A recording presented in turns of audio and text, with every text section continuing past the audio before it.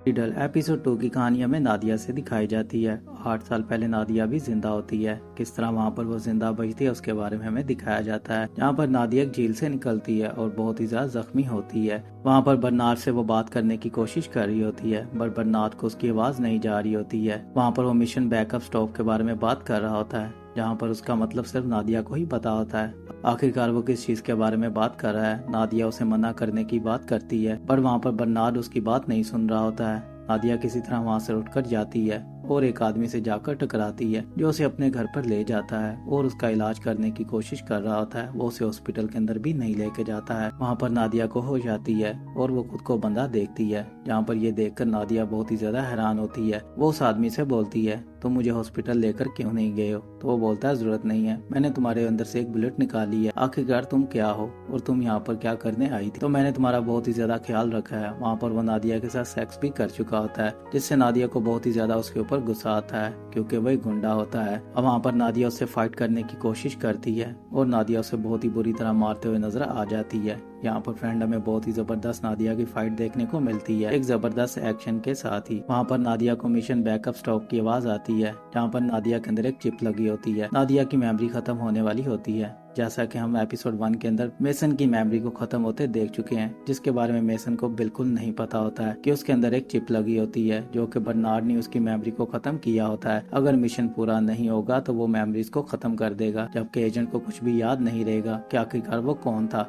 ये सब कुछ बर्नार्ड का ही प्लान होता है, जिसके बारे में मेसन को बिल्कुल भी नहीं पता होता है। पर वो बर्नार्ड के ऊपर बहुत ही ज्यादा भरोसा कर रहा होता है, क्योंकि उसे तो कुछ भी याद नहीं होता है। और वहाँ पर नादिया की मेमोरी चली जाती है। वहाँ पर नादिया अपनी मेमोरी जाने से पहले अपने हाथ के ऊपर कुछ लिख लेती है। वहीं पर ही नादिया बेहोश होकर गिर जाती है। सीन यहाँ पर कट होता है और नादिया को फिर से होश आता है। नादिया खुद को देखती है, एक आदमी वहाँ पर मरा होता है। नादिया को कुछ भी समझ में नहीं आ रहा होता है। वो अपने बाजू की तरफ देखती है, वहाँ पर उसको एक एड्रेस नजर आता है। नादिया वहाँ से उठकर भागकर उसी एड्रेस पर चली जाती है। सीन यहाँ पर कट होता है। फिर से हमें बर्नार्ड और मेसन देखने को मिलते हैं। अब मेसन उसके साथ उस मिशन पर चला जाता है और अपनी फैमिली को गुड बाय कर देता है। वो उसे बोलता है, मुझे उस मिशन पर जाना होगा, वरना मैं तुम लोगों की जान नहीं बचा पाऊंगा। अब बर्नार्ड ने एक मिशन पहले से ही बनाया होता है, वो उसको अंदर भेजेगा। एक्सबॉक्स मैंटिगर के पास होता है, उसके वो कोड खोलने की कोशिश कर रहे होते हैं, जहाँ पर सिक्योरिटी रूम के अंदर जाना होता है और मेसन को उस बैग को लाना होता है, जिसके बारे में बर्नार्ड ने उसे नहीं बताया था। आखिरकार उस बॉक्स के अंदर क्या है,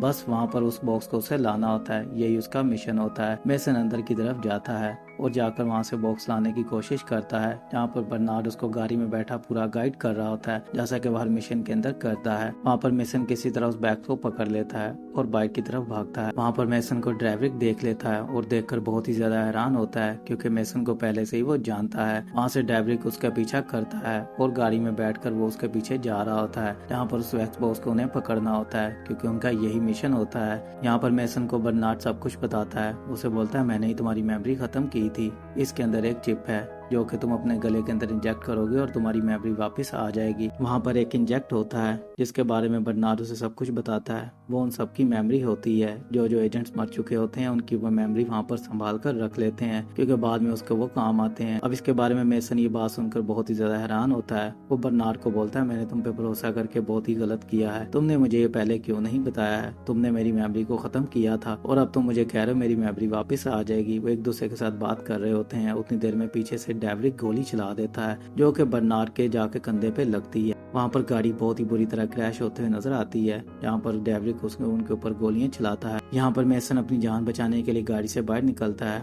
और अपने आप को इंजेक्ट करने की कोशिश करता है, पर वहाँ पर उसका इंजेक्ट टूट चुका होता है, जिसको वो इंजेक्ट नहीं कर पा रहा होता है। अब उसकी मेमोरी भी नहीं होती है। मेसन को कुछ भी समझ में नहीं आ रहा होता है। किसी तरह वो अपनी जान बचाकर वहाँ से भाग जाता है। अब मेसन को एक सिग्नल मिलता है, उसे नादिया के बारे में पता चलता है कि वो भी जिंदा है। अब नादिया का एड्रेस भी उसके पास आ चुका होता है। अब नादिया से मिलने के लिए मेसन उसकी तरफ चलता है और अपनी बीवी को बताता है कि मैं एक लड़की के पास जा रहा हूँ, जो कि अभी तक जिंदा है। वो मेरी पहले साथी रह चुकी है, वही मेरी हेल्प कर सकती है। अब वो हमें सब कुछ बता सकती है, क्योंकि मेरी मेमोरी मेरे पास नहीं है। सीन यहाँ पर कट होता है। मेसन नादिया तक पहुंच जाता है, जो कि होटल में एक मैनेजर की जॉब कर रही होती है। नादिया को कुछ भी याद नहीं होता है। मेसन उसे याद दिलाने की कोशिश करता है, बट नादिया उसके ऊपर बिलीव नहीं कर रही होती है। नादिया को लगता है ये कोई पुलिस वाला है। वहाँ पर नादिया उससे माफी मांगती है और उसे बोलती है मैंने ये सब कुछ नहीं किया है, 8 साल पहले जो भी हुआ मुझे नहीं पता है, मुझे कुछ भी याद नहीं है। वहाँ पर मेसन उसे बोलता है मैं जानता हूँ तुम्हें कुछ भी याद नहीं है, बट ये इंजेक्शन है, अगर तुम अपने इसे गले में लगाओगी तो तुम्हें सब कुछ याद आ जाएगा। तुम एक एजेंट थी और तुम मेरे साथ काम करती थी। वहाँ पर उसे सब कुछ बताने की कोशिश मेसन करता है, पर वहाँ पर फिर से डेवरिक आ जाता है जो कि आकर होटल में आकर उनके ऊपर हमला करता है। यहाँ पर फ्रेंड फिर से हमें बहुत ही जबरदस्त फाइट देखने को मिलती है। यहाँ पर मेसन और डेवरिक की फाइट होती है, बट वहाँ पर मेसन उससे लड़ नहीं पा रहा होता है। मेसन बहुत ही बुरी तरह उससे पिट रहा होता है। डेवरिक नादिया को भी बहुत ही बुरी तरह मारता है और नादिया को बोलता है तुम मुझसे फाइट क्यों नहीं कर रही हो, आखिरकार तुम्हें क्या हो गया है, तुम्हारे हाथ क्यों नहीं जल रहे हैं। वहाँ पर नादिया को बहुत ही ज्यादा गुस्सा आता है और वो अपनी मेमोरी को इंजेक्ट कर लेती है।